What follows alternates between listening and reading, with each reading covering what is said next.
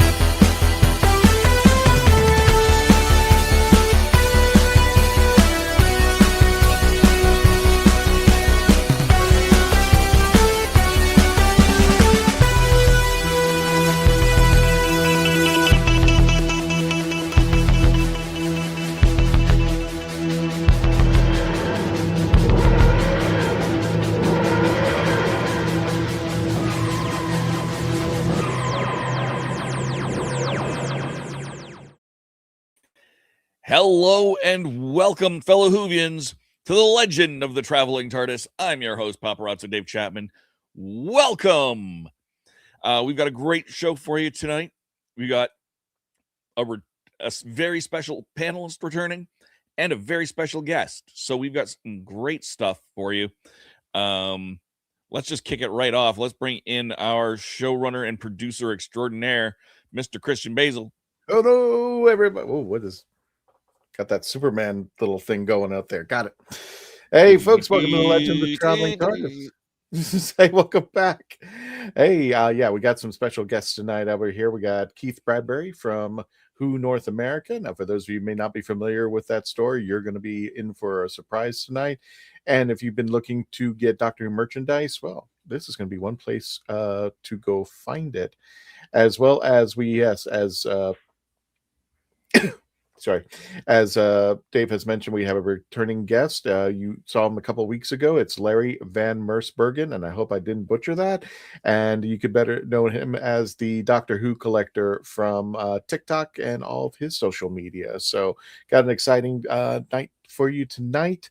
And we're asking Whovians tonight to help other Whovians, because tonight we need you in helping to take care of our good friends over at Who North America, because they're one of the few Doctor Who shops in North America, and they are one of the biggest. And they've had a little bit of trouble coming up here, but I'll let Keith explain it for you and how you can help fellow Whovians take care of Whovians out there. So there we go. And also coming in, we've got, of course, Reverend Amagon. Tom, how you doing? Yeah, that audio thing is really... There we go. There you go, sir. Handsome Larry. Yes, I played Larry in what's that show? Yeah, Solid Ground on YouTube. Yeah.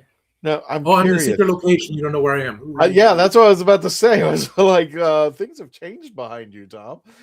He's straightened up. He's cleaned up. I don't have a clean T-shirt, so I'm wearing the shirt. Hey, you look good, sir. Fancy. Only work for 3 days.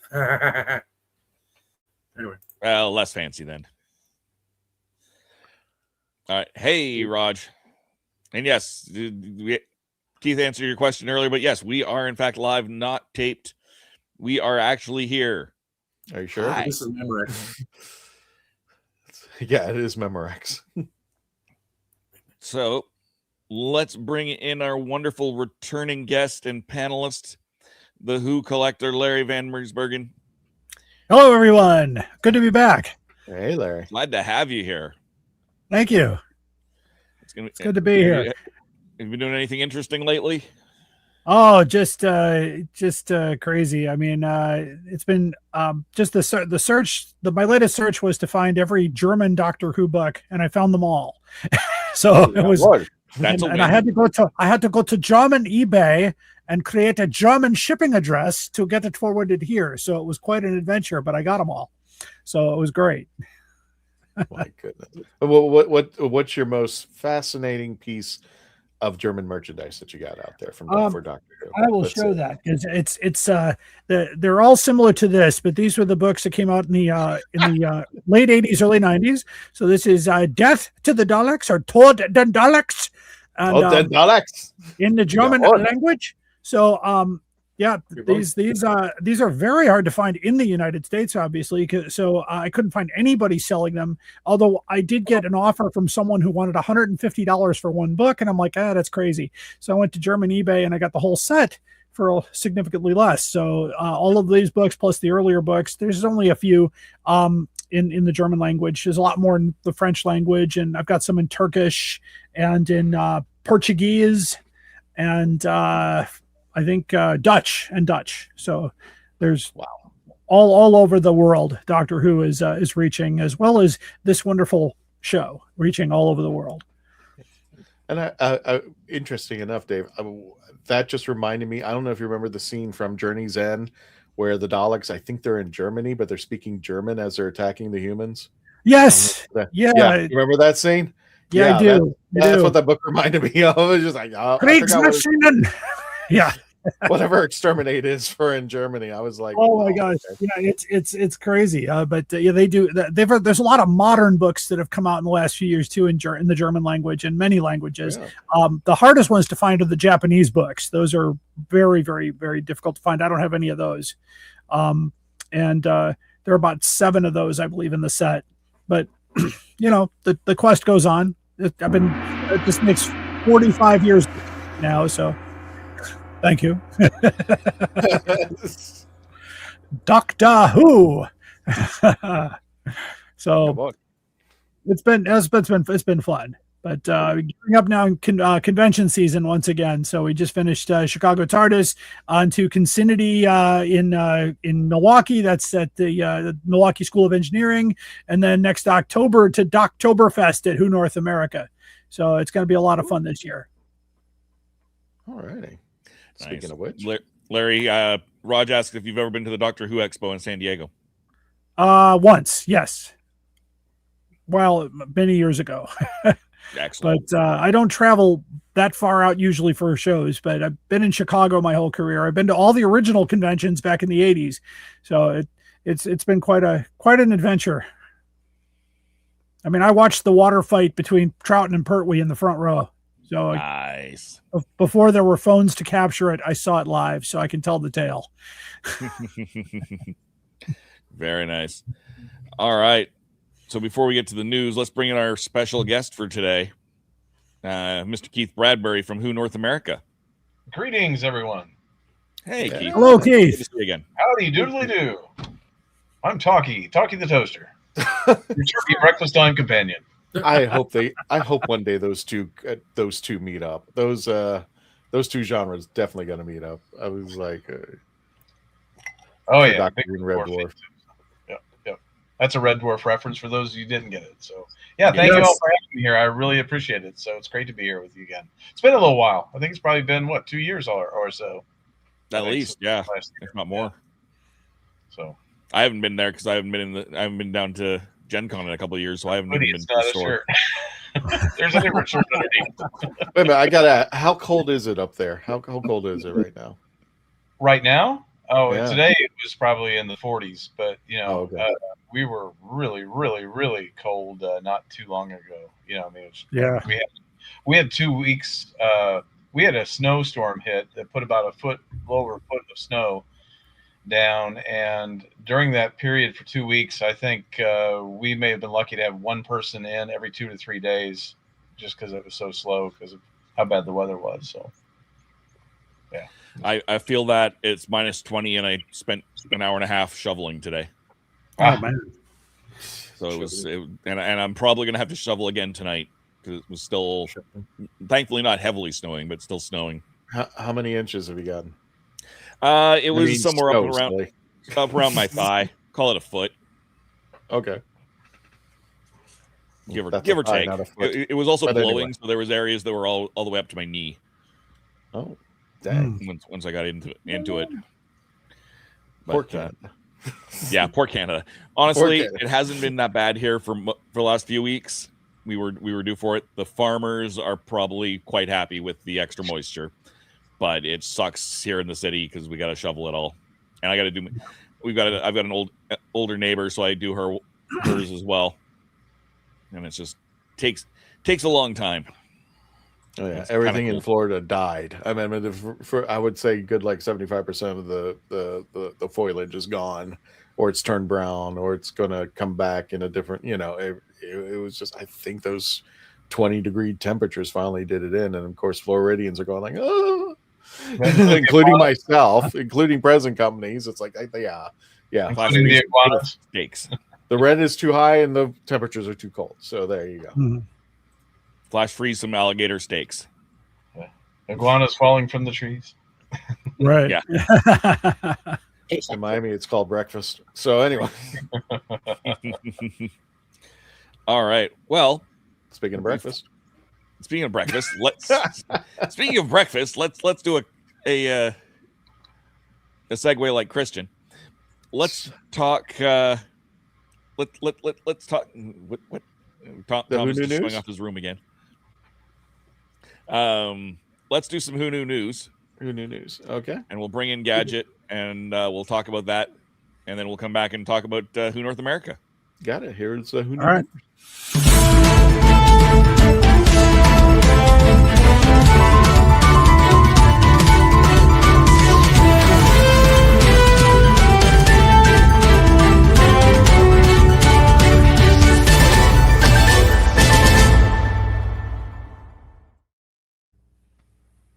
You guys are A hysterical. lot like Make sure you pick up a copy of this and everything and stuff like that.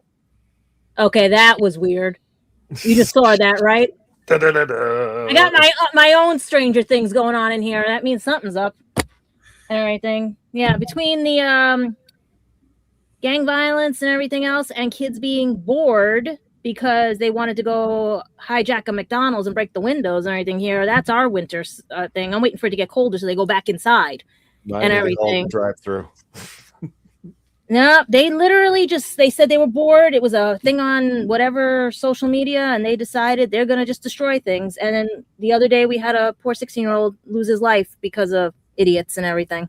Oh. So, yeah, he was shot in the back and everything. So we have been having a lot of problems here, and I'm hoping it snows so it keeps them indoors again, because this time the parents have to be kept responsible. But what you said about the iguanas, it also is a delicacy in the Caribbean and everything for Haitian, as well as, I think, what's another culture down there? Because they call it the chicken of the chicken of what? Chicken. My cousins told me it was called chicken of the trees. That's what it is. Chicken of the trees. Yeah. And everything. But we have short news, because you guys want birthdays or just to say that there's no news? Well, man, there's news if there's birthdays. So there we go. Let's do the birthdays, especially with our favorite. Well, the doctor that started it all, Christopher Eggleston. He's a advocate for drama rights and everything, because, like I said in my last news story, he was upset because not a lot of working class kids are going into drama and everything, and the arts are dying and stuff. So he's an advocate for that. He turned 62 years old. Actually, he turns tomorrow. Is it 62 or 63? Yeah, 62. And everything. And basically, we're hoping to hear more about the audio dramas from Big Finish with him, because so far I've heard that everyone's loving them, him and Billy working together on them. And I would suggest you pick up your copies right away and stuff. But let's see what happens in the future, because right now with this AI on, we don't know if it's going to change up anything with audio dramas and stuff because of the wilderness years. Let's see what happens. But we do have some heroes to talk about. If you guys remember from when you were a kid, the greatest American superhero and everything, who kept losing his book with the instructions manual, William Catt turns 75 years old. And most of you might remember him from Carrie or Perry Mason later in years, or House 4. If any of you remember that right now, I think was he working on something right now? I forgot if he's... It helps. I don't even remember the first three houses. So I'm just like... But the last TV thing he did was Numbers. And the last movie he did was in 2022, Pursuit. And that's it for now. But you can catch him at any of the conventions and everything. And we were just talking about that. There's a rumor going around that there might be a reboot for The Greatest American Superhero, but I can't see it. Plus, there's a thing about the theme song that it really wasn't a hit until it aired on here and people were requesting it. It was like one of those one-hit wonders. Mm-hmm. So that's an interesting on that. It's on trying to remember what show I was watching. It's one of those rock anthems that they would talk about, the one-hit wonder shows. And it's up there with Friends, as well as many other theme songs that you would never think would become popular songs and everything. And where we have the bridge with David Tennant leading into this lovely actress right here, because he was in her genre of movies. We have our own Bonnie Wright, who played with, let's see, was it every movie? I think it was from movie 2 through 7. We finally get to see her as Ginny Weasley of the great Harry Potter fame and everything, which is now being rebooted.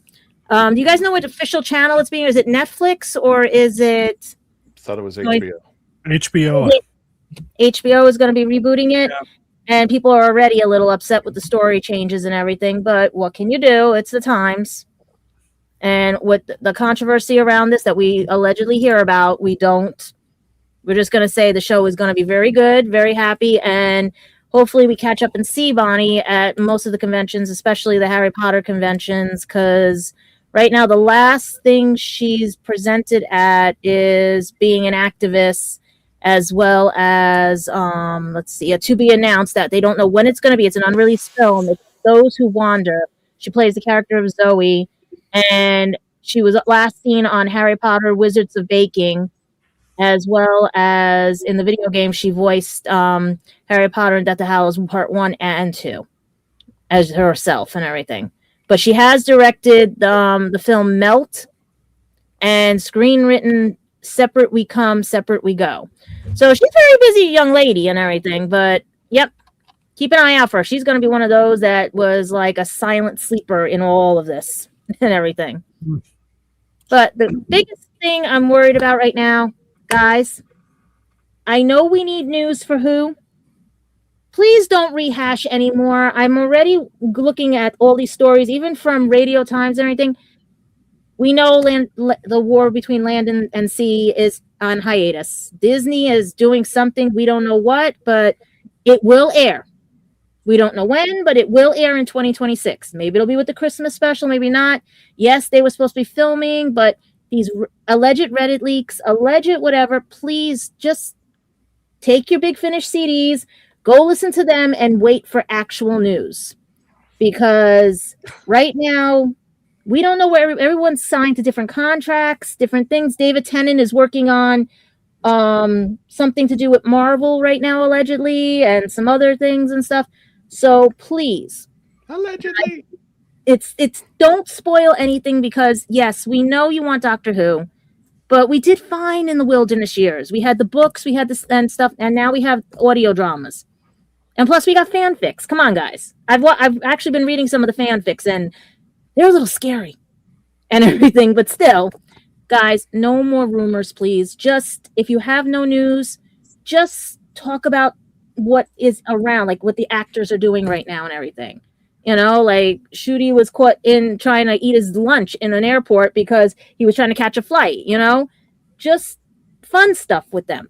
Dancing with the Stars, or what is it? What is the one for Britain? Simply Come Dancing. Simply Come Dancing. Yeah, that's what I'm saying. Talk about things they're doing now.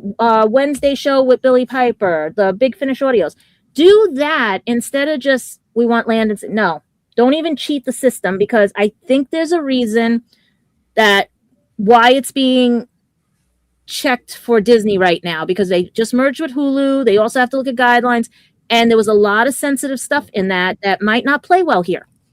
So leave it alone and just do some fun stuff, like we do with the birthdays, everything else, or do some countdowns, whatever. Or like I said, talk about, please, no more rumors, because it's all hearsay.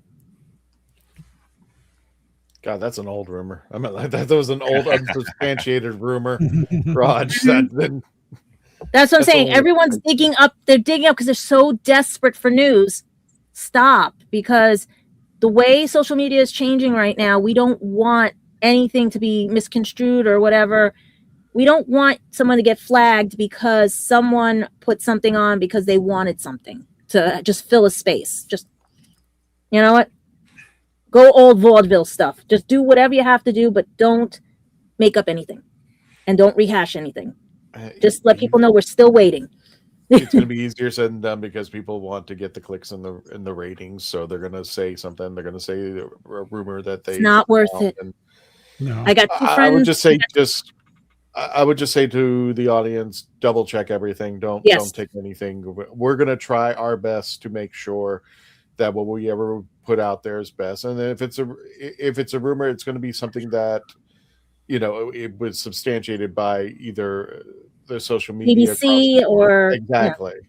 So we're going to try our best. We're human. We're going to probably mess up a few things, but we're not going to try to lead you astray if we can help it. And that's why we want to be honest with you guys as the fans, because you got us to over 100K, and we don't want to lose you guys because one little thing topples it, because maybe the series wants a break. Everyone needs a break.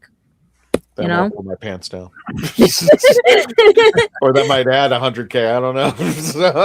Hey, I got friends that are almost at 1 million.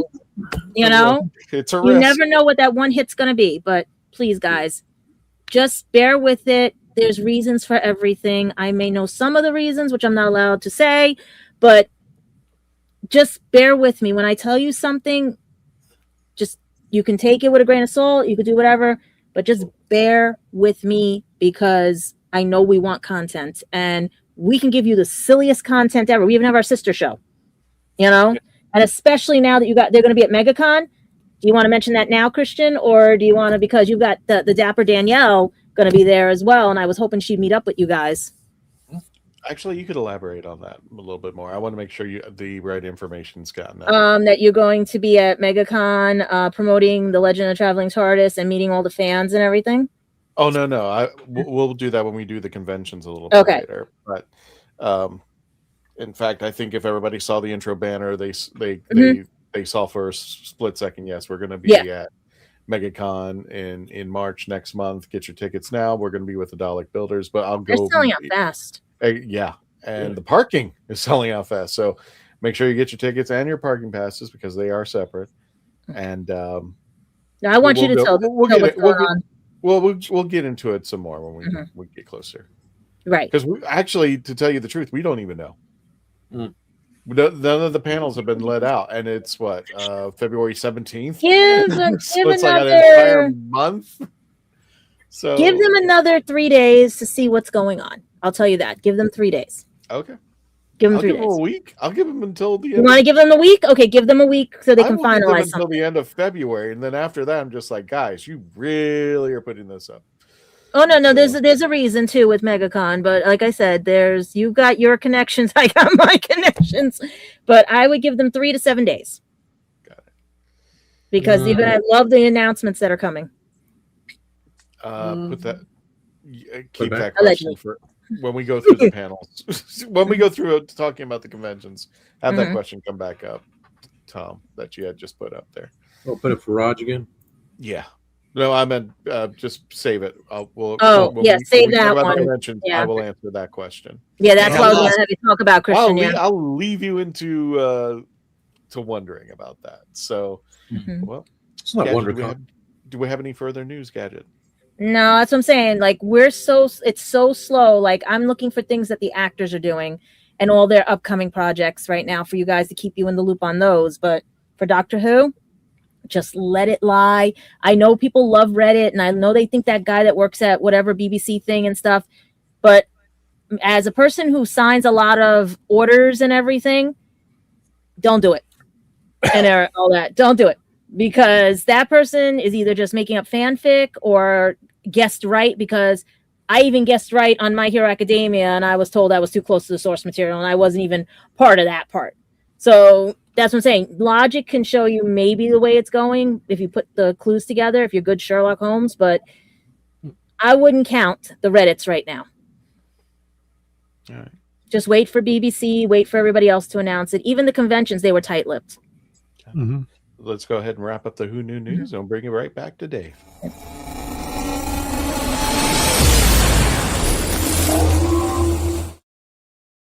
Excellent. Welcome back, everybody, to the Legend of the Traveling TARDIS. Kristen, are we doing commercials today? Yeah, if you want to do commercials, let's go ahead and run Let's do commercials now, and then we can come back and not be interrupted, and we'll talk to Keith about Who North America when we return to the Legend of the Traveling TARDIS. Sounds good. I didn't listen to that voicemail. I'll tear open that letter you sent. Don't you tell your friends I want you back. I gotta leave you now and unread, because you've already said those words that switch my heart to dead from loving you. So you'll stay ghosted and I'll stay focused. I'll sew in close. The spell stays unspoken. A dark silhouette of a marked man and broken. Right down. I didn't listen to that voicemail. A tick-tock, that story you sent. Don't you reel me in to get me back. I'm gonna leave you now. I'm author Mark Muncy. And I'm author Erica Lance. And this is Eerie Travels.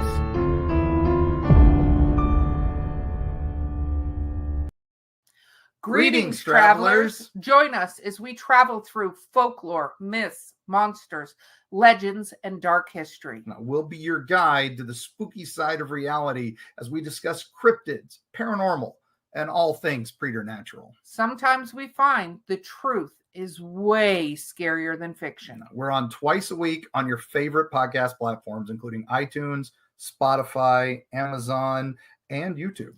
We have amazing guests from all of the areas of the strange and unusual, including witnesses, investigators, and more. Yeah, with Erica's curiosity and ridiculous array of pop culture and true crime knowledge. And Mark's decades of experience diving into folklore and the legends with the truth that's behind them. Yeah, so join us, travelers, as we take you to the edge of reality, and we'll see you on the other side.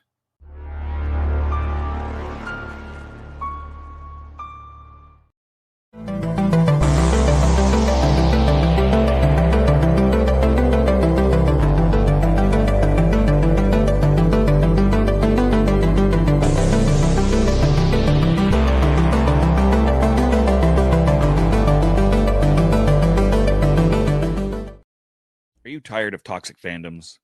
Do you wish we could go back to being happy? So do we.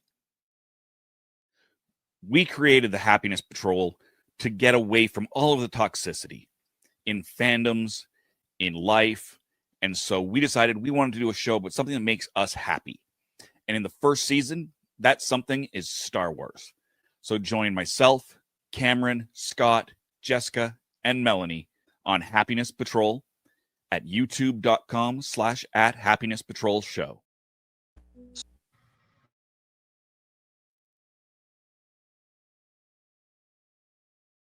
So what's your favorite Western? Is it this one or maybe one of these? Is it a revisionist Western, an anti-Western, or maybe it's an all-time classic?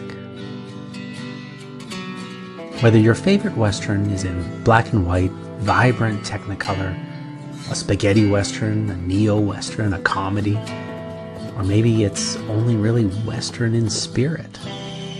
Whatever it is, this is the podcast dedicated to determining the top 100 Westerns of all time. Every second Monday on YouTube, Spotify, and Apple Podcasts. It's Horses on Film.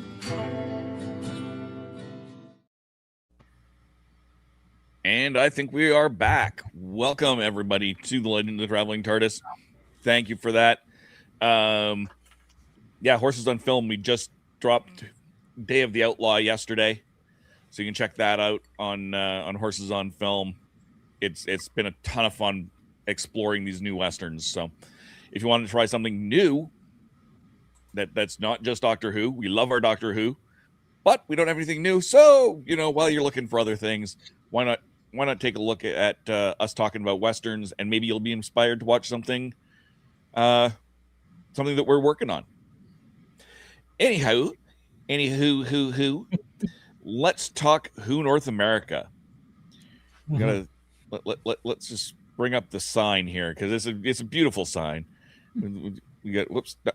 No, that wasn't what I meant. Oh. Take that down. I do like the fact that of all the pictures of you, Keith, this is the one that Faith picked at random. Yeah. I don't know what you found that one. Hundreds of photos. This is the one Faith said will use on the thumbnail. So I appreciate that in some weird way. So that's there we what go. I meant. There it is. The beautiful billboard size sign. It's huge. You get your picture taken in front of it. But why would you get your picture in front of that when you can go inside and see all of the amazing stuff? Because there is a lot of amazing stuff in Who North America. Keith, why don't you tell us a little bit about Who North America and what all you do? Because you got a couple of things going on there. You want me to go all the way back in time? I kind of grew up watching Doctor Who when it was on PBS stations in America back in the early 80s. And it kind of developed my obsession for the show because I was a big Star Wars fan. I saw Star Wars in the theaters when I was a kid. Fell in love with shows like Space 1999 and Star Trek, of course, and Battlestar Galactica, Buck Rogers in the 25th Century, and all that other fun stuff. And for those who don't know, when PBS started showing Doctor Who, there was actually very little new sci-fi coming on to television stations. In fact, it would be 1986, I believe, when Star Trek Next Generation came, and Buck Rogers and Battlestar were done by 1980. So, yeah, you had, of course, 80 Empire Strikes Back, 83 Return of the Jedi, but those were theater only. You didn't have them on television. So Doctor Who was filling a lot of our sci-fi needs, and so it became an obsession. You could get all the toys you wanted if you were a Star Wars fan, and I had a lot of toys when I was a kid of Star Wars, but you couldn't get anything Doctor Who unless you went to a convention. And I did go to a convention as a kid, but I didn't have near enough money to buy anything. So it kind of started this lifelong obsession of trying to find the toys that I couldn't have as a kid. And in 1998, that's really when Who North America began. So, we've been doing this now for almost 30 years now. So it's been quite a while. And we've just kind of grown from that. We started as an online only company back in 1998. And then we had an office and a warehouse back, probably in the mid 2000s, around 2005, when the new series kicked in, and more people wanted to come see our place. So eventually we bought our own place. And for the last 10 years, we've been operating out of this store with a store in front and then packing and everything in the back since about the 50th anniversary of the show. So about 10 years now. So that's a little bit about it. So ask me your next one. Well, Dave, if you don't mind, I'll ask Keith. Keith, yeah. What was it? Of all the things that you could have, you started your own store, you made a ton of merchandise in Doctor Who. What was your passion about bringing in Doctor Who as opposed to anything else, and bring this to Who North America? What was the spark that said, okay, I'm going to open a store, I'm going to take this seriously and make Doctor Who merchandise out of my passion? Was never intentional. It just kind of happened. Okay. That's the funny. Well, back in the 90s, when the internet started becoming a thing, and that was really the mid to late 90s. Most people didn't start getting internet probably until about 97, I would say. 96, 97, it started becoming more and more popular, because before that, it was all dial up and you paid per minute you were on. It was very expensive. The whole idea of internet, of unlimited internet, being on as long as you want, was actually kind of a new thing about that time. And having loved Doctor Who, I was back in the late 90s. We were sharing videotapes of everything from the reconstructions of missing episodes, of of commercials that they found from the UK that we hadn't seen in the United States. All these things that because we were getting the VHS tapes. The series wasn't really showing anymore, but there was lots of things that we were all kind of obsessed with finding the missing episodes. And I think a lot of us back then in the late 90s were excited that we might find missing episodes if we really start making the appeal well known that, hey, there's these missing episodes. Sure, the UK people knew about it, but the US people were just kind of learning that, hey, there's big chunks missing of early Doctor Who. And so, that was where I was really starting to get into the Doctor Who stuff on the internet, was just in the chats, setting up my own website, was really a plea to find missing episodes and talking about missing episodes and talking about the ones that televised.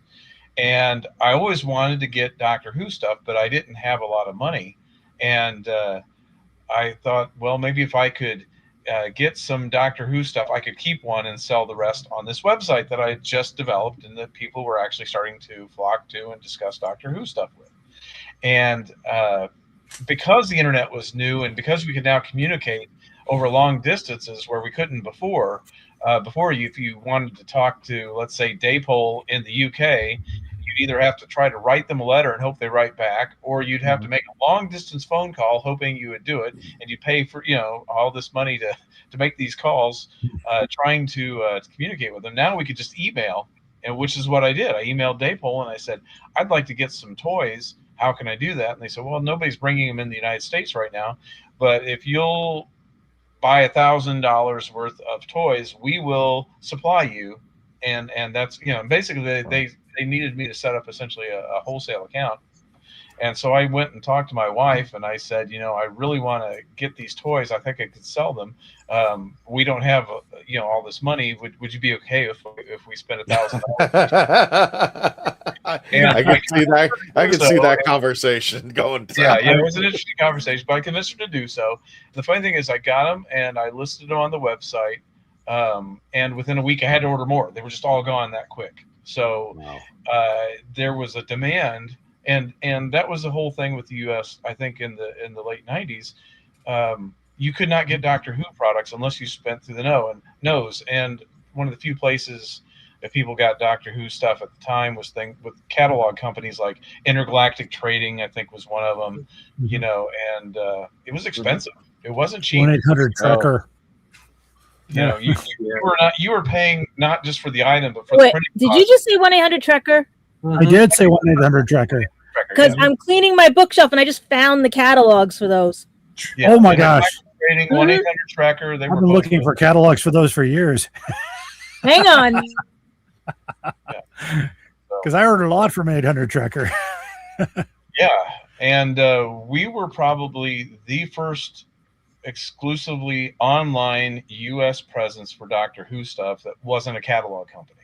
And because we weren't printing catalogs, our money wasn't going into that. We were just selling them. Well, this is what I need to sell to make sure I can keep one. And so I was reasonably priced and people bought them up. And that's kind of where we got the kick to go from then. And it just kind of grew and grew and grew exponentially. When the new series kicked on in 2005, the funny thing was that as new retailers were coming in, they were instructed specifically to supply us by the BBC, which was kind of funny at the time. We were approached by Character Options saying, we were told that we need to supply you with Doctor Who stuff because you carry it in the States. And at some point they set up Underground Toys as a supplier and everything, but they were early on talking to us that they were going to supply us with the product. So that was kind of a neat place to be, that we'd grown to that point where we were getting that kind of response. So that was good. That was exciting. Like I said, I had a lot of Star Wars toys as a kid, didn't have any Doctor Who stuff. So it was one of those things where I just kind of always wanted to get the things I couldn't get when I was a kid. And it's nice now that as the store has grown, one of the big things was to kind of expand the museum section and put everything on display. So it's part of the store. Nothing sits in my house. It's all here where people can see it, or it's in boxes where they can't see it, but it's in back, and because I've run out of display space. So I've got a lot of things I've never been able to put out on display, but it's just boxed up. And unfortunately, I've forgotten half of what it is probably. So it's a lot of stuff back there. So. I've got to ask, what was the first, if you remember, what was the first piece of merchandise you sold from your store? Do you remember? Yeah, the first thing I would have ever sold on our website were extra Cornerstone trading cards because I had gone to the comic book stores and I'd bought boxes. I basically, if they had a box of the Cornerstone trading cards, I'd buy them and I'd be going through them and I'd make a set and then I'd keep a set for myself and have extra sets. And then I started putting them up on the website because I had extra cards and people started buying my sets that I didn't need. And from there, after people were going that route, I went into a comic book store and I said, you don't happen to have any old Doctor Who comic books, do you? And they said, oh, yeah, we got them in a box in the back. Nobody ever asked for these things. We'll sell you the whole lot. So I got that whole box of those and I sold them on the website, too. And that's really where it began, was with a few things like that. And then Daypole. And also we started with Big Finish back in the Bernice Summerfield days. So when they did their very first ones like Just War and Birthright and all those early ones before they had the Doctor Who license, we were there in the early days with that. Also picked up the BBB audios. So all before the license, before Big Finish got the Doctor Who license, we were carrying a lot of those tangential and fan productions like BBBs as well. I know Aqua Gennaro watches were a big one that we picked up early on. And we also, there was a company called, I think, Ultimate Buckles that was making belt buckles and keychains and all kinds of things like that with Gallifrey emblems. And we were carrying those as well back in those days. So, you know, we're you know, like I said, we started in 1998. We're actually older than Incorporated eBay.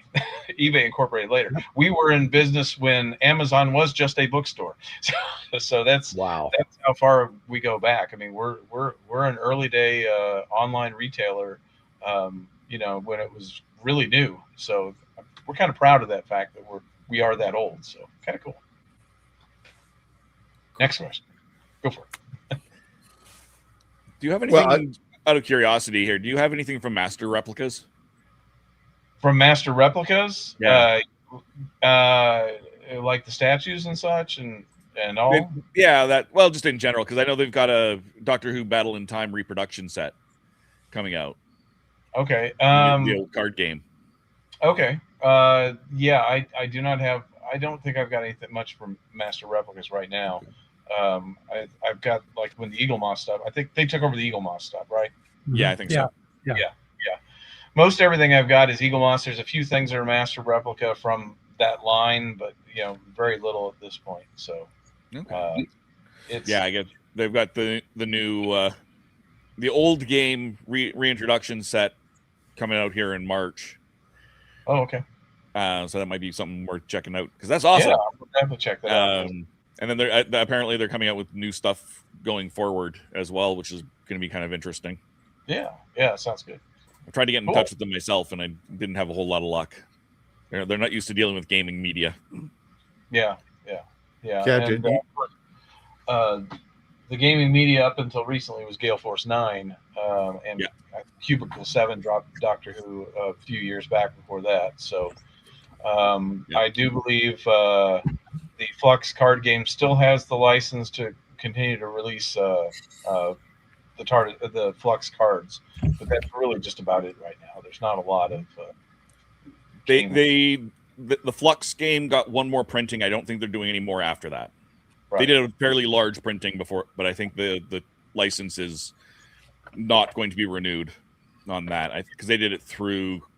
I think they did it in conjunction with Gale Force 9, kind of co-produced it under the Gale Force 9 license. Okay. Yeah, like I said, Gale Force 9 has dropped Doctor Who now. So yeah, and Cubicle 7 wasn't sure if they were going to be continuing with it or not. Last I talked to them, but that was about a year ago. Yeah. So like I said, Gale Force 9 dropped. Gale Force 9, for those who don't know, was doing a series of games. In fact, I've got a few of them here. When they decided to drop the license, I think they sold. Usually, what happens when somebody drops the license, they're given the manufacturer is given a date by which they have to get rid of everything. If they don't get rid of it that date, they have to destroy whatever's left. And so I think someone in the UK purchased some of it, but we got everything that we could get a hold of in the United States market. So we've got everything. And the games that came out, one of the more popular ones is the Don't Blink board game. So that's one.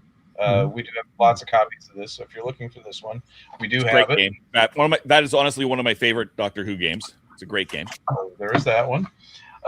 They also did a game called Nemesis. So this is another one that they've done where you get to kind of play as the enemy of the Doctor. So for people who are wanting kind of that opportunity, what's the board game version? Like, how is it set up? The board? How's the? It is similar to the Battles in Time, where it is like that, not as a board. Is it like Magic the Gathering or Trivial Pursuit? No, it's more like the Villainous series. If you ever played any of the Villainous games, it's not a straight card game, but it's not a straight board game either. And of course, they did do. This is one of the big ones, Time of the Daleks. And we've got a couple of promotional pictures you can pop up there if you want to show them what those look like. The reason I'm pointing these games out is because we did purchase a big, large lot of them. And one of the things we will be talking about in a bit is how you can help us out. We really want you to buy product. You know, that's kind of how that helps us out. I don't feel comfortable just saying, hey, let's start a GoFundMe and just donate money. I really want you to buy stuff from us because we are a retailer, and that feels good for us when you buy stuff from us because we like that when you do that. And there are lots of expansions to that, and we've got the expansions that are still available. One of them is out of print. I know a lot of people probably will wonder, what about the one that had the David Tennant figure? That one is out of print. Last time I checked on eBay, one of those went for $125. So these other ones that we've got that are still in print, they're about $20. So you can get these a lot cheaper while they're still available. But if you're wanting to expand your game, you can get all of them except the one that has David Tennant right now, because that one kind of got. Wonder why it's sold out. Yeah, and well, it sold out some time. Well, it had sold out some time ago, and then they were talking like they were going to reprint it for a while, but then I think things just didn't go well, and they decided not to go through with it. But like I said, there's lots of fun expansion ones. This one has the 13th Doctor is also in the new one, but it also has the 8th Doctor, which is a nice reason to pick this one up, even though, hey, you've already got the 13th in the new one. If you've got the older set, you didn't get the 13th Doctor, so that's why that one has 3 as opposed to 2 in it.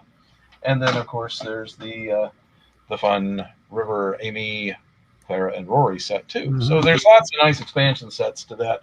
And so if you want to get into a game, these are gamers games, so they're a lot more involved, require a little bit of a learning curve to try to get used to, but long-term playing, if you're into that kind of thing, there's a better payoff for that kind of game. So that's all fun there. For those who are interested, you might have remembered USAopoly had been doing Doctor Who Monopoly games in the United States, so they also did a Yahtzee game for the 60th. They dropped the license, but for the 60th anniversary, they had re-released the TARDIS Yahtzee game, which is a nice game right there. They were testing the market to see if demand had returned enough to do another Yahtzee. They determined that no, the demand was not there. So after they had that up for a little bit, they decided to drop it, and we got the rest of those. So it's another one that you can get from us where you might not be able to get anywhere else. The nice thing about the TARDIS Yahtzee is it does have in there. The nice thing about the TARDIS Yahtzee game is that it does have a nice size TARDIS. So if you're looking for a TARDIS that can be used as a container, it does have that. So even if you're not interested as a game, it is a nice size TARDIS. I've actually had people buy these to get the TARDIS to use as a wedding cake topper because it is empty inside, it's not too heavy, and it works for that. So, you know, that is one of the nice things about this particular TARDIS. And it is close to the size of an action figure. So if you need a TARDIS for your action figures and you can't find one, you don't want to spend $70 for the ones that are the official toy line ones, you can get this one and still put your figures inside of it. You just can't open the doors. So nice little thing there. Did you ever have the build your own Sonics? Like these I love. I've been trying to track these down because I keep breaking them.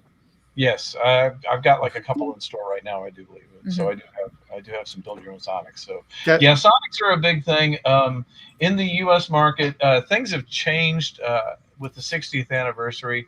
I don't want to say definitively what happened, but from what I gather, and this is pure speculation from based on communications I've had with the different manufacturers, that when Disney came on board, the worldwide market pretty much had to get out or renew a license that they renegotiated some with Disney if it has anything to do with the new series.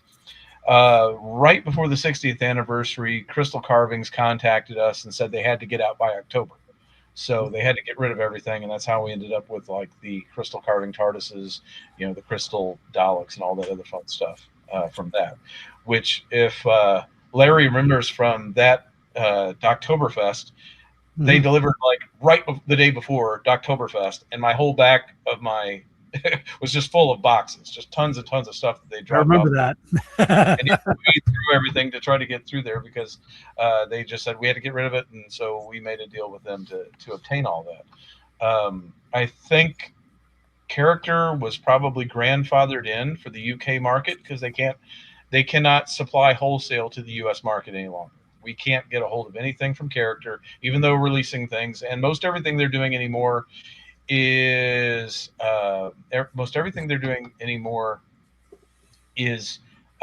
through either their own website or through a deal where everything goes to one retailer like B&M.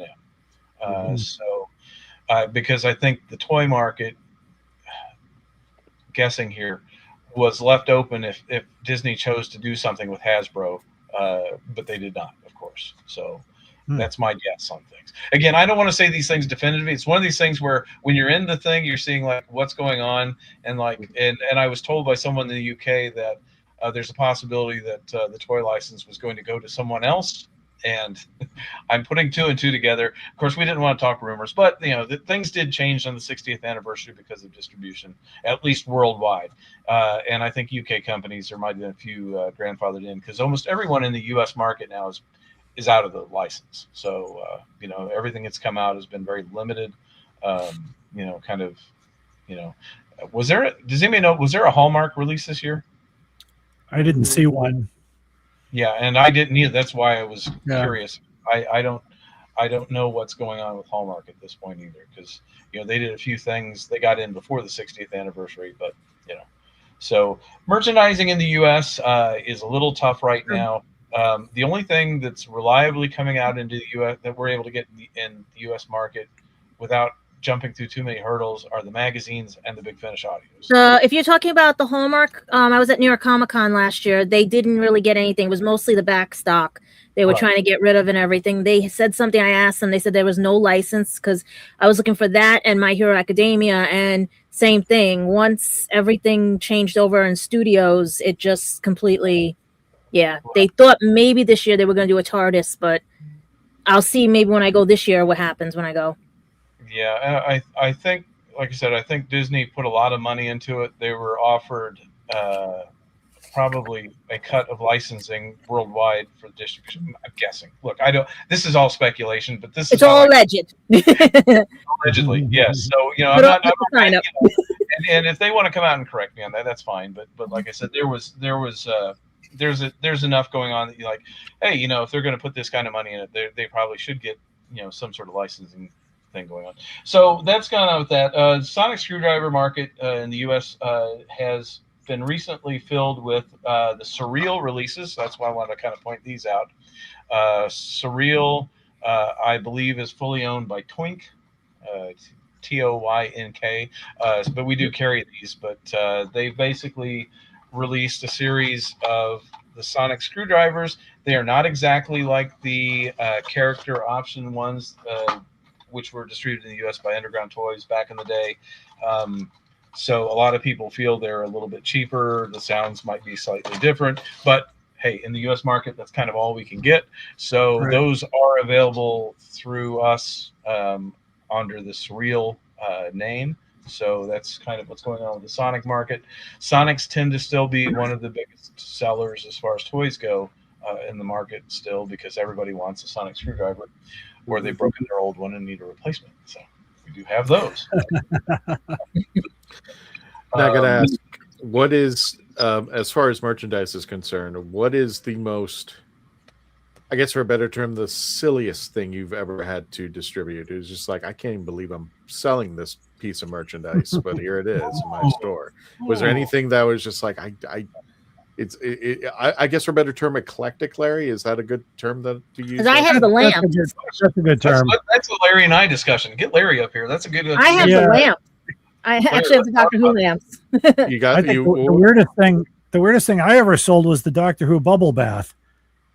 Have an explicit time with your favorite Time Lord, but Time Lord not included. I found the book. Do I get the pick? The funny thing is, back in, they did one in the 80s, but then they also did a Dalek that was bubble bath. That was brilliant. Yep. I think that was a really cool.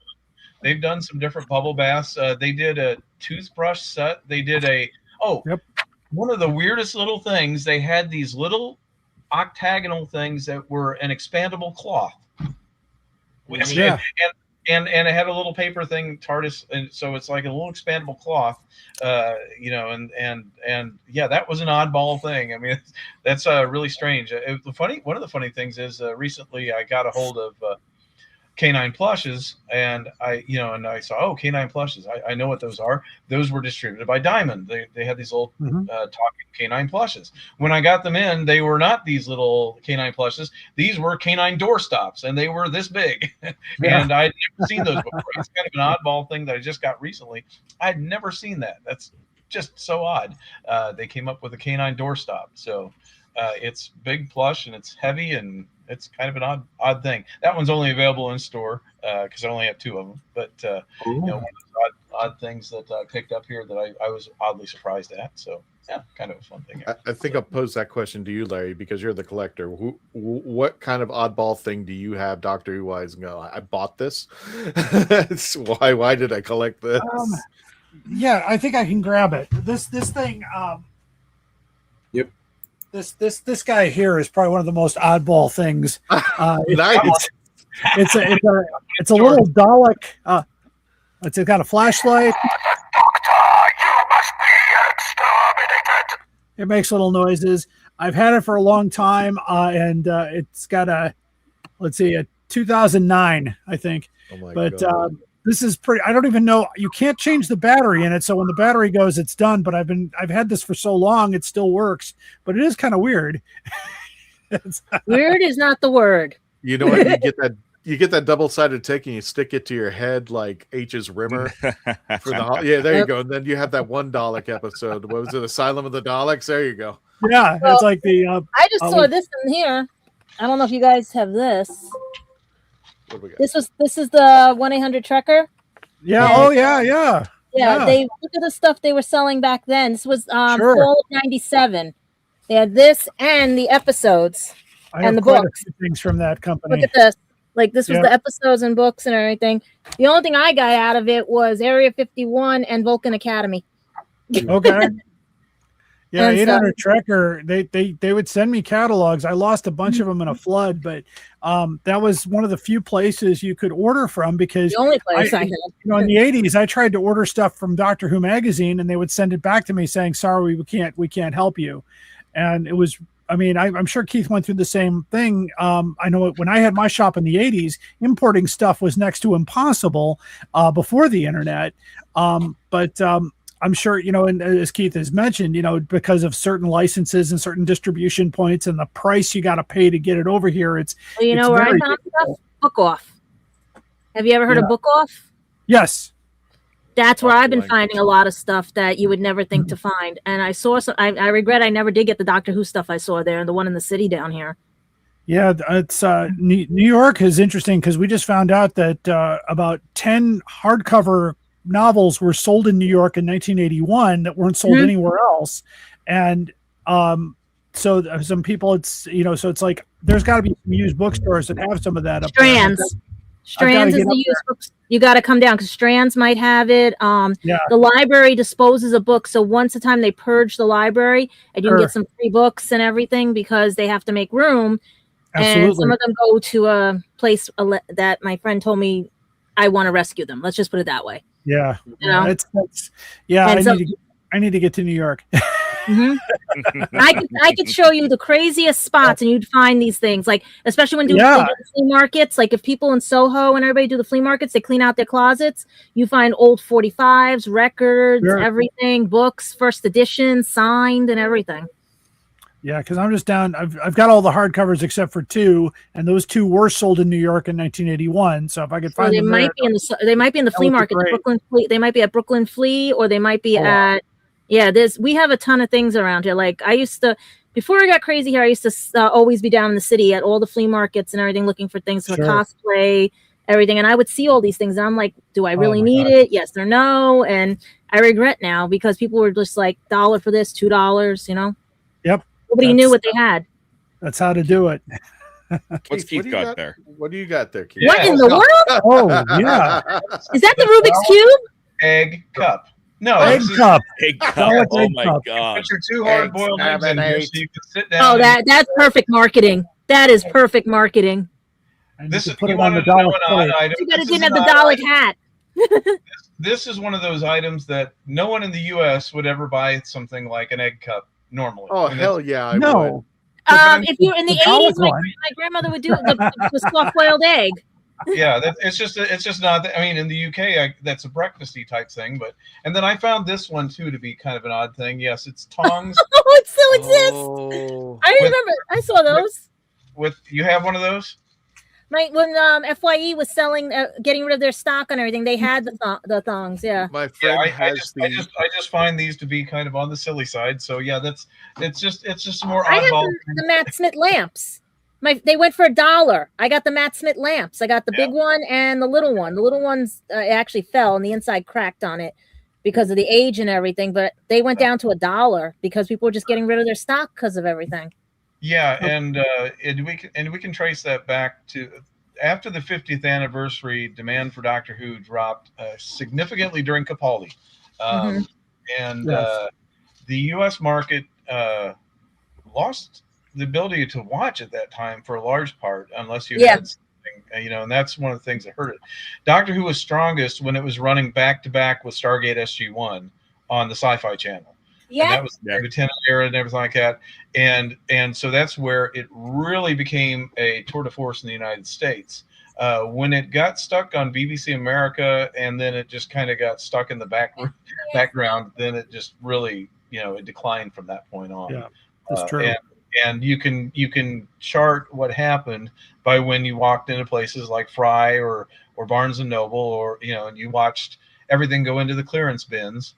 Then you watched Hot Topic going from a shelf of Doctor Who stuff to a little shelf of Doctor Who stuff to no Doctor Who stuff, and that was basically your identifier that the market was pretty well gone in the United States at that point. So.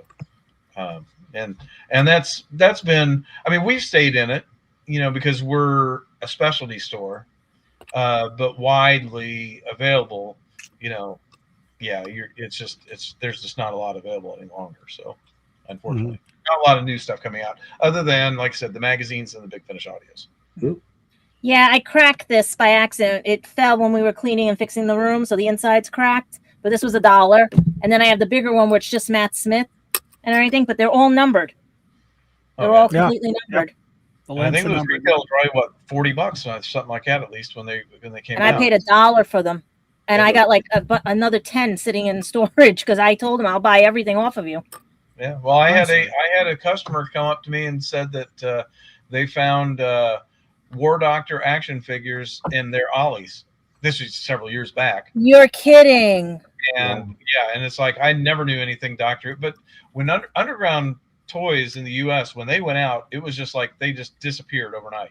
This one says Rabbit on it. I don't know what this company is. Yeah, that's Rabbit. Yeah, that's what it is. Yeah. But when Underground Toys went out, they just disappeared all of a sudden. And one day we could call them up and get stuff from them, and the next day they're just gone. And it's like we never knew what happened. They didn't let us know. A lot of their stuff ended up in the hands of Toink, but I don't. It's like some of it must have gotten into Ollie's too at that point. But yeah, they must have just immediately gone into receivership. I don't know. It was an odd situation.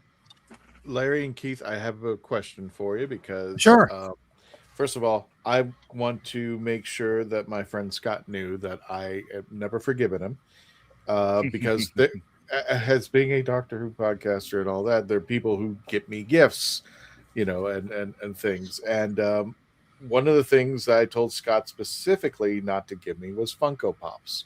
Oh, why would I have you? the William Hartnell one. Why? And he goes, why don't you want me to get Funko Pops? And I said, these are Pringles to me.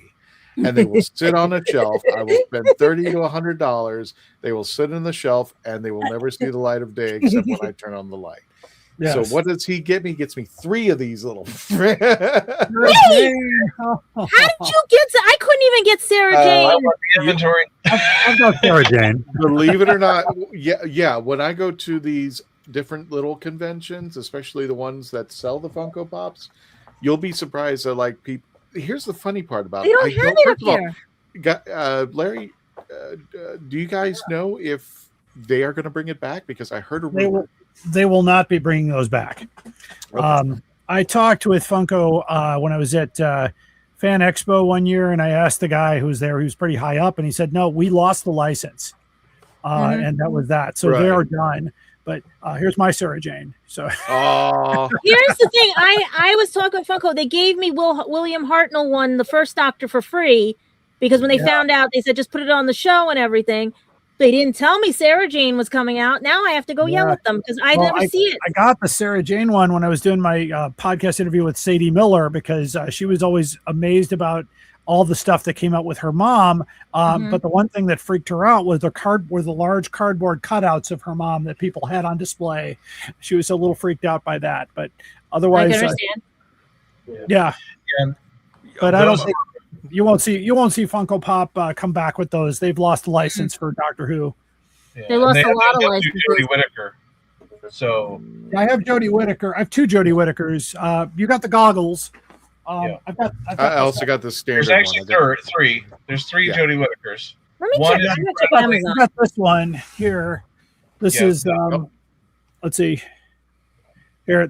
Yeah, I have that one too. The one with the coat is the most valuable. If you've got the one with the coat, that's the most valuable. That was I believe, a San Diego Comic-Con exclusive. It was an exclusive to the con. Yeah, those are very hard to find.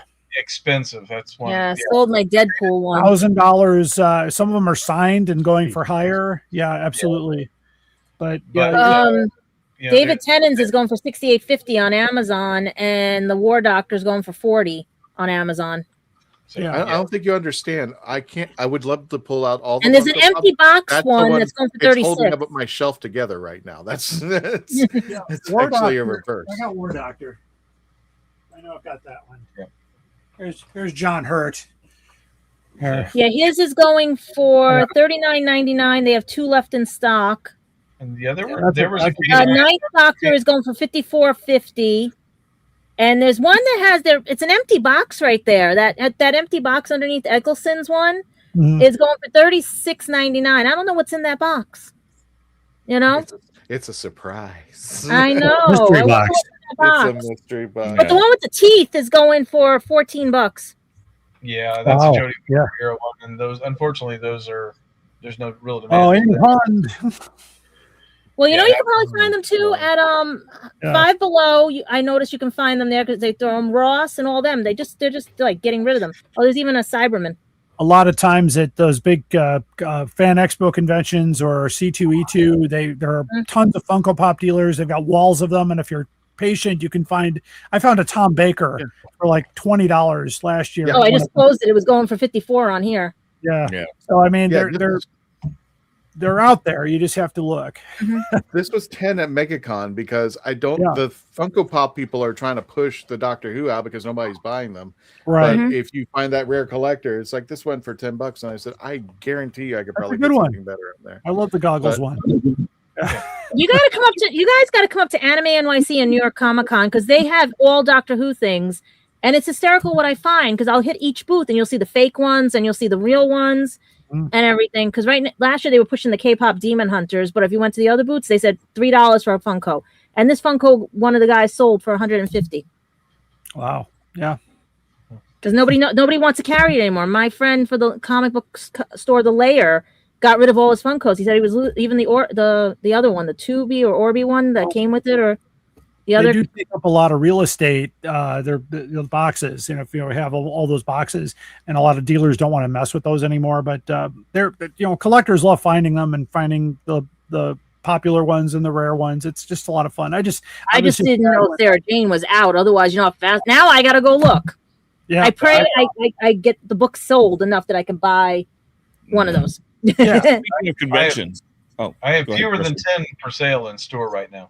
So I don't have any Funko Pops left hardly at all. I have fewer than 10. So yeah, they've all been bought out. The only ones I've got, I think, left are things like the Pating and maybe the standard Jodie Whittaker. I might have a couple of them left, but they're pretty much all gone. Good. So Keith, shut up, because if you don't give me a good deal, I'll save your store just by the Funko Pops alone. There you go. Here's we're one of the things we were going to talk about was the whole situation with why things are kind of tough for us right now, which I know that was one of the things we were going to discuss. Yeah. Back about 2 summers ago, our sewer line at our shop collapsed. Now we own our building here. We purchased it. And what happened was when they ran the old cast iron pipe, they went up and down over electrical, which they shouldn't have. But there's big electrical under the building, and it wasn't sloped out.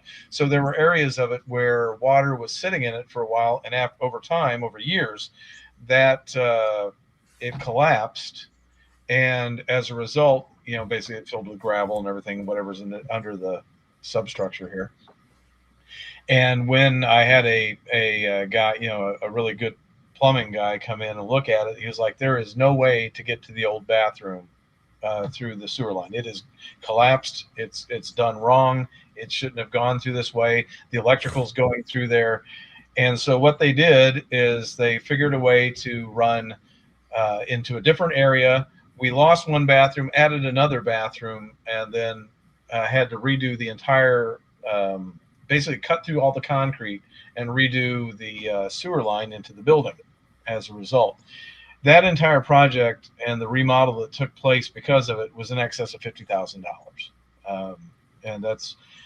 But I had already and it was had to be done, but I'd already scheduled in a roof repair that year, which was somewhere in the neighborhood of $14,000 because we had a leaky roof. And I had to get that taken care of as well. So it put us behind in excess of $60,000, which to cover it, we put on our home equity. I basically had a home equity line, and so it was against our house. And then we continued to try to run business normally while trying to pay that down. Well, the home equity line, the bank told us it's coming into an expiration at May of this year. And we said, well, can we get an extension? Can we get it opened again? And they looked at the amount of debt we had, and they looked at our income, and they said, no, your debt to income ratio is too high because we are carrying essentially, again, that right now. And you don't want to do GoFundMe. Yeah, we don't want to do GoFund. I mean, we could if we had, but it's like I really feel like we've got product. If people just buy something from us, that would really just help out by just buying some extra product from us. There's some things that like the games that we pointed out that if you buy some of those, that will definitely help us. Our website is WHONA.com. Also, we've got some other things like Dalek sets that if you buy these are actually on our front page. You go WHONA.com. I was looking at that, yeah. Homepage.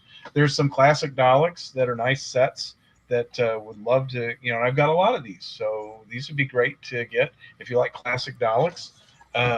There's also a new series Dalek pack that's really cool. It's got a regular kind of the bronze Dalek, and then it's got another one with some coloration to it, kind of a darker color.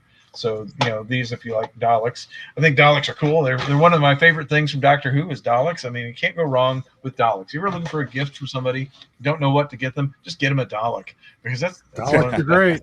Daleks are a TARDIS. Daleks are great. Wait, you have the crystal ones on there too, the etched ones, right? Yeah, there are crystal TARDISes with doctors in them. We've still got some of those. David Tennant now is sold out. Fourth Doctor will probably be the next one to sell out. I know there's not as many of those as there was. So if you're wanting to get that, Jodie Whittaker's have sold out. So if you're wanting to get those before they're all gone, grab one. I was going to show you, if you're looking for a small TARDIS, we've got a lot of these. These came out a few years ago. Some people look for TARDISes to put in games, like if they're doing role-playing games and the miniatures and that sort of thing. This little TARDIS was pretty cool. It's a smaller size, and it does actually light up, which that kind of makes it kind of nice. Take one out of the package so you can see how it looks. For a small TARDIS, that's a pretty cool little TARDIS. So fun. I remember I do have one of those things like that people are, and one of the other things we said, that rather than just asking for people to donate money, we said if you've got old Doctor Who product you don't want any longer and you want to just donate that to us, us being able to sell some stuff we might not have in the store, that helps us out. So we've had some people who've actually brought in some of their old Doctor Who product they don't really play with or want or anything like that, and that's how we've gotten a few things recently that we haven't had for a while.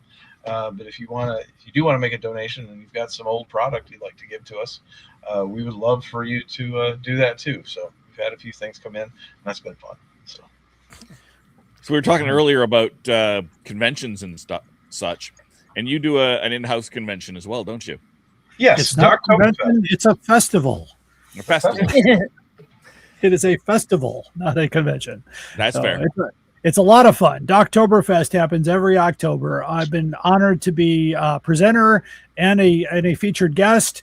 It's a wonderful time.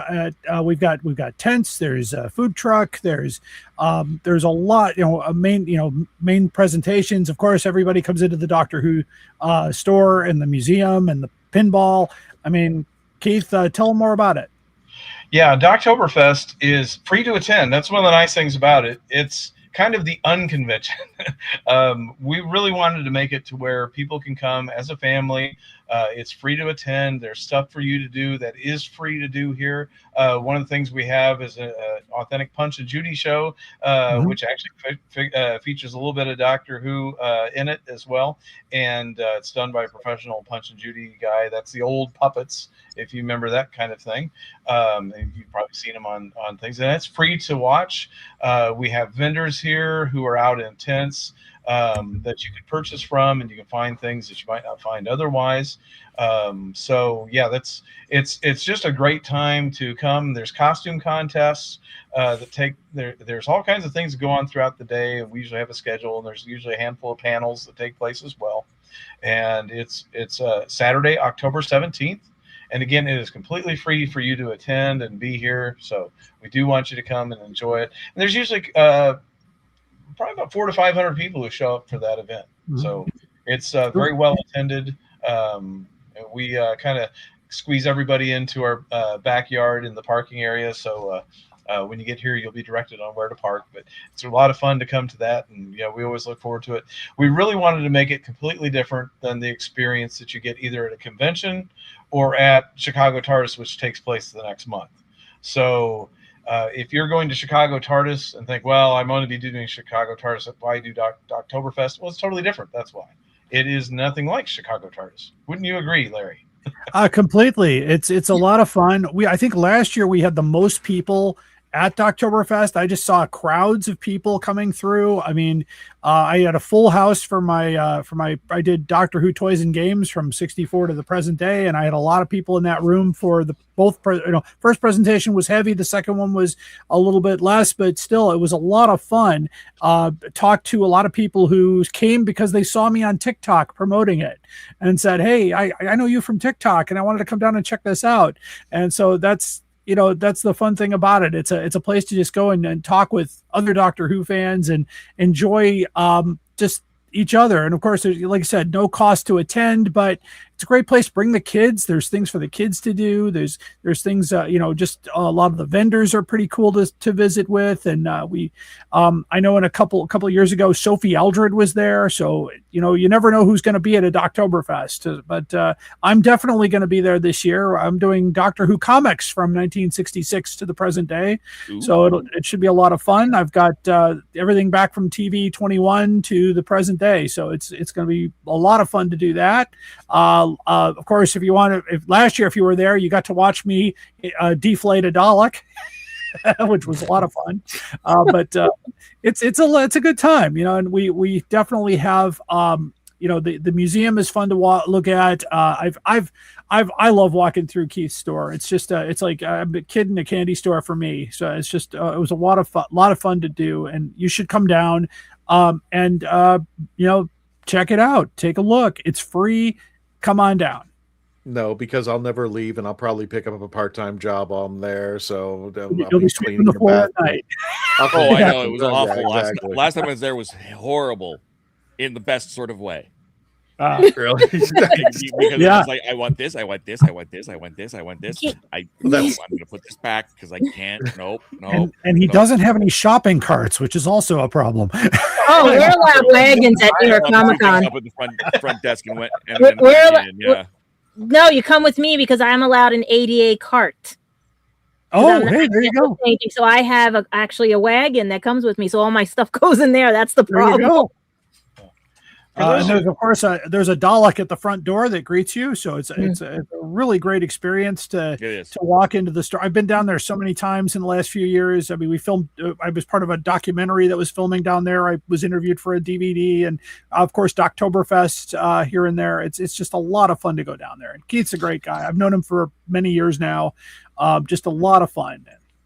Yeah, show them our new console. We got a picture there of our new TARDIS console. Yeah, the console in the museum room there. That's amazing. I think if you want to go to see that, I think that's worth seeing right there. Is that whose is that one? Is that Sylvester's or first Doctor? Yeah, it's a first Doctor. It's got a little bit of the tint of green to it. Okay. And it is functional. It does go up and down and lights up. It's really, really cool. No sound effects. Because I got to see the one at the museum in Cardiff and everything. Okay. Oh, yeah, cool. that's why I was trying to figure out which one it was. I even got to sit in Betsy. Yeah. Nice. Yeah. And for those who are like flying through there, we are only 15 minutes away from the airport, so we are just an Uber drive away to get over here. Yep. We do actually we get people who are on layover who swing by and can get back round trip if they're laid over for I'm here for a couple hours. I can Uber over and come on back, and then we're not far from the airport. So have you ever been at other conventions selling product, or? We don't do conventions any longer. We used to, but since there's no new product coming out, and because conventions are incredibly expensive to be at. Yeah, what was your last one? Jesus.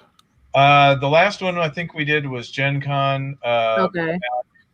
Right, I think it was a year before COVID, maybe 2 years. You weren't in my neck of the woods, right? Huh? You weren't in my neck of the woods, like New York Comic Con or anything over here and stuff. New York. We did Philadelphia Wizard World back. Okay. Back, that's the East Coast one. Yeah. Wizard World was really hitting us up when David Tennant was on tour with them because they wanted a Doctor Who dealer there. And so they were begging us to do shows. So St. Louis we did, and we also did the Philadelphia show, and we may have done another one or two. I don't remember for sure. Mm-hmm. But the problem with doing any show, well, when it's out of the area, of course, you get into hotel stays and everything else like that. But like even the local one, when we did Gen Con, we needed a 40 by 10 space. So, and that's not a huge space, but 40 by 10 to do that at Gen Con with electricity and internet and being local was about $12,000. And it's gone up from there. And yeah, it's only gone up. And so, yeah. That's cheap. Yeah.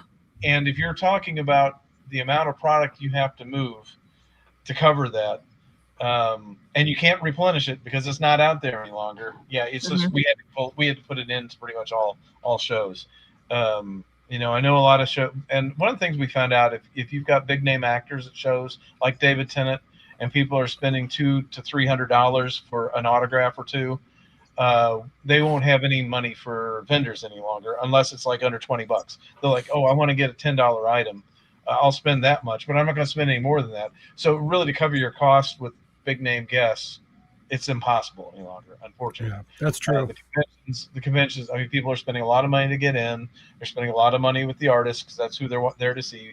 And they're looking for maybe a couple of inexpensive items to go with it, unless they're high-end collectors who are looking for specific things. You know, it's got to be financially unfeasible to do conventions. Yeah, like my friends piggyback each other, like they'll share a booth and everything because the price is getting outrageous, even for here and stuff. Yeah, because I mean, it never was that bad. Back in the day when I was going to conventions, like if you go back to the 80s, when you went to see a guest, some of the guests were signing pictures without charging for autographs. Yeah. You know, right. You pay to get in, and then you get an autograph when you went to go see them. And part of your cover price, maybe they give you a ticket that you get to redeem, or if you get it, maybe it was $10. I mean, you could go to or you tip them or whatever, or you brought them a present or something, and they trade it off. Yeah, because I got my Tom Baker autograph for free that in '84, just for going into the convention. It was included. So. So like I said, it really has become, and part of it was Wizard World. I'm going to be honest with you. Part of it was Wizard World. They charged. I mean, they gave, I think some guests $100,000 a day to be there or more, and then they charged people a couple $100 for autographs. And the artists expect that now. They expect big fees and big money for it. And I know they want everything that they used to have, that we used to get for for pennies on for basically nothing. Now we got Mark Hamill mini bar price. Yeah, $750 if you want a photo and autograph for Mark Hamill.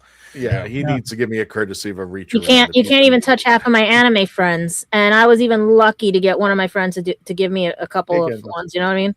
Mm-hmm. It's crazy.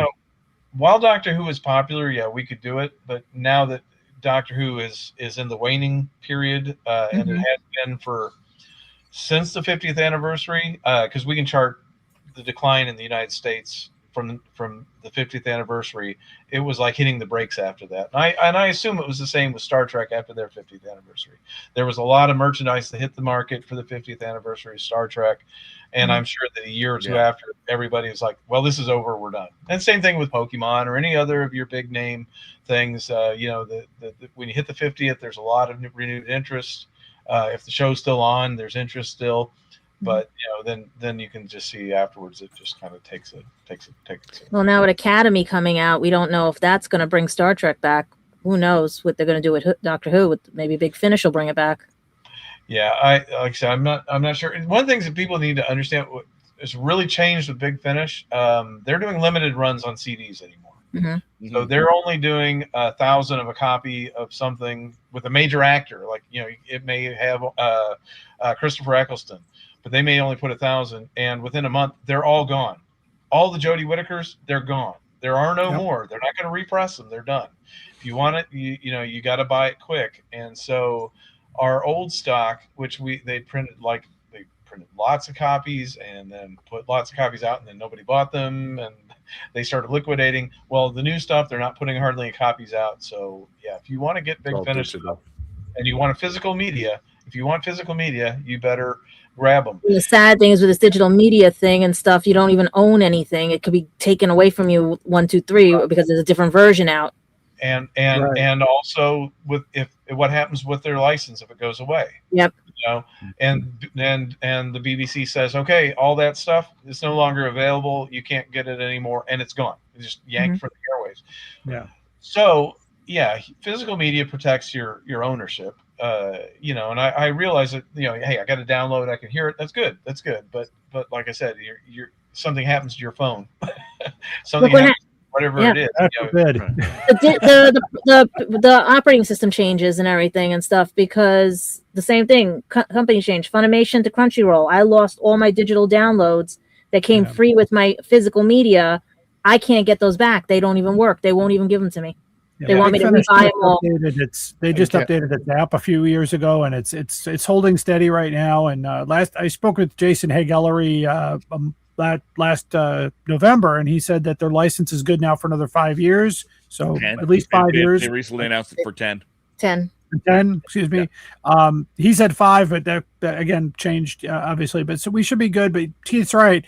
They're going to be doing limited vinyl releases and limited CD releases on various titles, and that's going to be all you're going to be able to get a hold of. The old stuff, unless somebody trades in their copies, that's all you're going to get. Or you go to flea markets and start looking in the trash bins, because dumpster diving is not illegal. You guys can go dumpster diving. So if anybody throws anything in the dumpsters, it's free reign. Because my great grandfather was a junk collector. He actually had a junkyard. Just like the doctor. Good sanitary caution. You have never done dumpster diving? Hey. Anyway, Spider. Have a good night there. TARDIS Spider says that. Spider, have a good night. Have a good night, TARDIS Spider. Tell me none of you have went dumpster diving. I got a bunch of Marvel trading cards out of the dumpster because a comic book store threw them out. Speaking of conventions, good segue. Before we got into that argument, I will take you guys. I'll bet you I'll go through Florida. I'll find stuff. That's fair.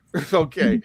We'll just run through the conventions because we are coming to the end of the show. MegaCon Orlando, March, next month, March 19th through the 22nd at the Orange County Convention Center in Orlando, Florida.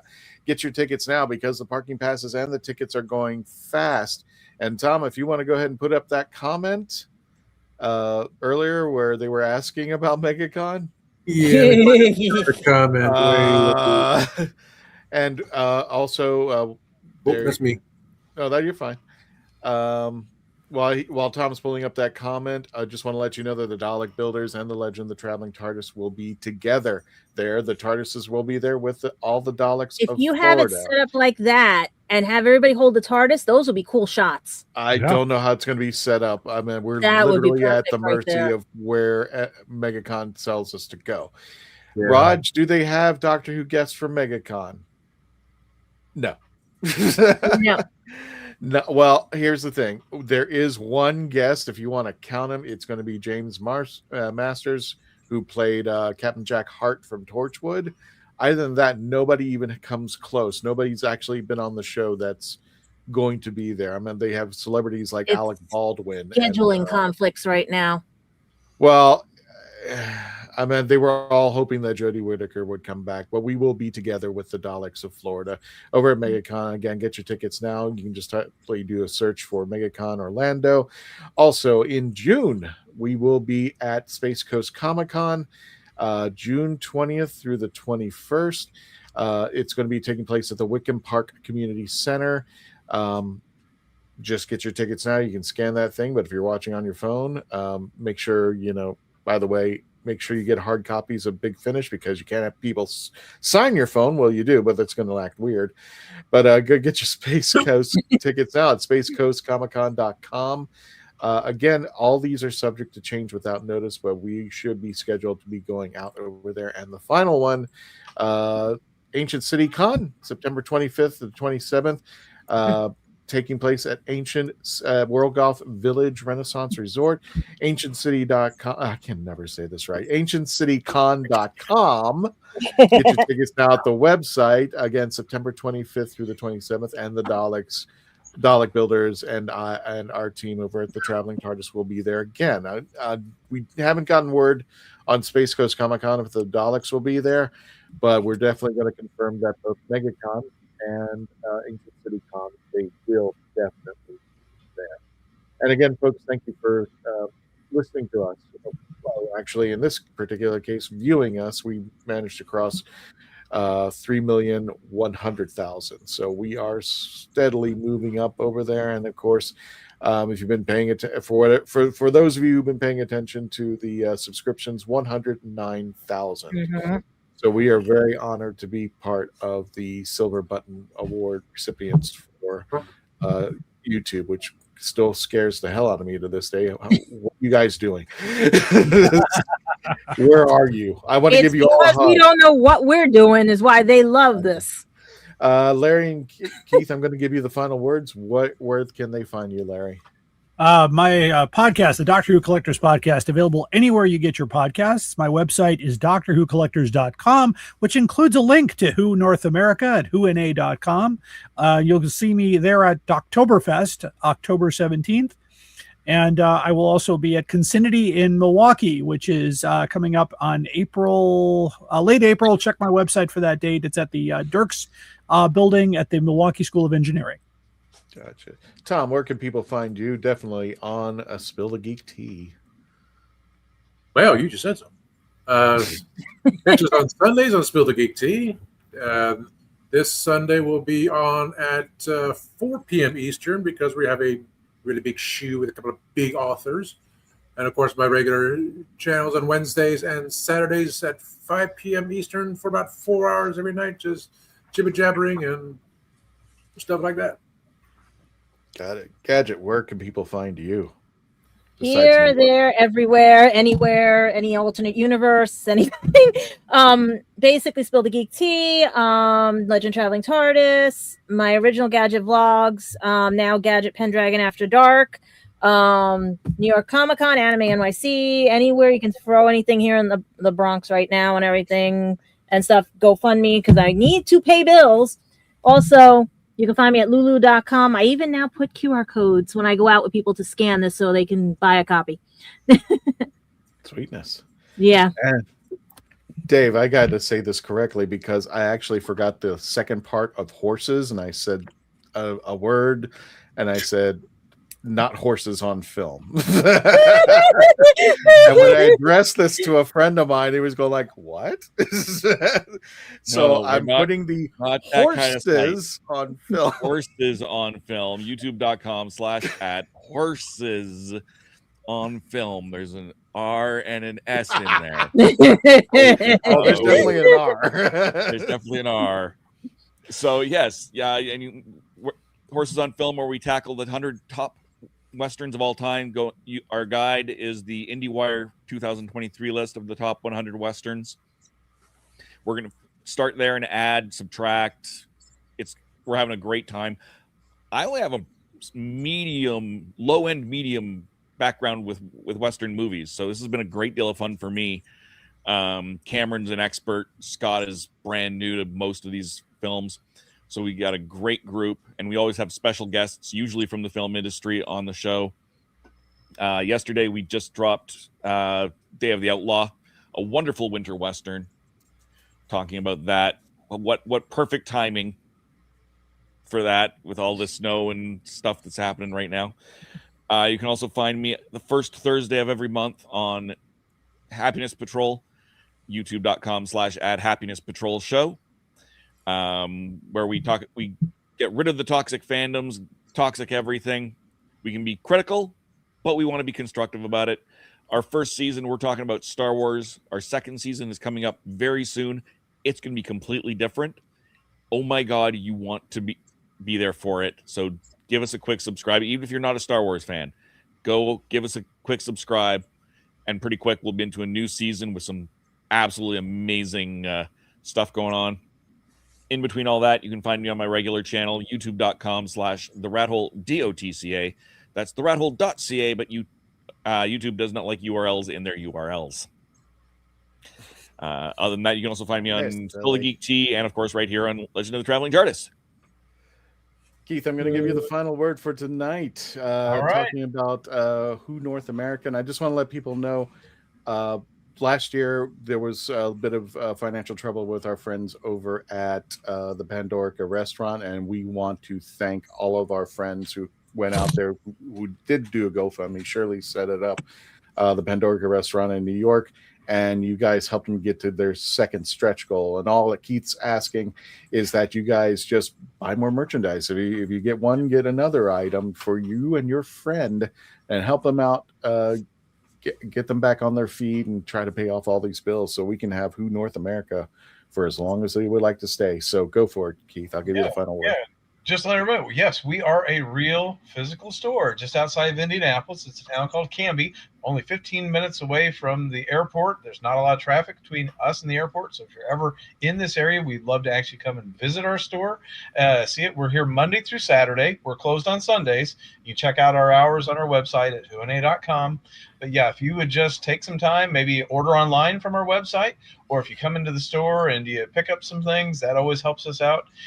Also, if you do have some Doctor Who stuff that you're ready to retire from your collection and you just want to donate it to us, that will help us out as well, so that we can continue to keep on going, because we're trying to come up with somewhere around $50,000 by May of this year. And that's over and above our normal budget. So it's a lot of money we're trying to raise, but we do have product to help us along the way, and we want you to just buy something from us. That's all. Keith, I want your Funko Pops. I'll save the store. I'll save the store on that alone. So everybody, thank you for joining us again. We'll have another episode next week. We don't know what it is just as yet. And don't forget our conventions. Come visit us and the Daleks of Florida. In the meantime, everybody, Larry, you've done it once before, and Keith, I invite you to do it.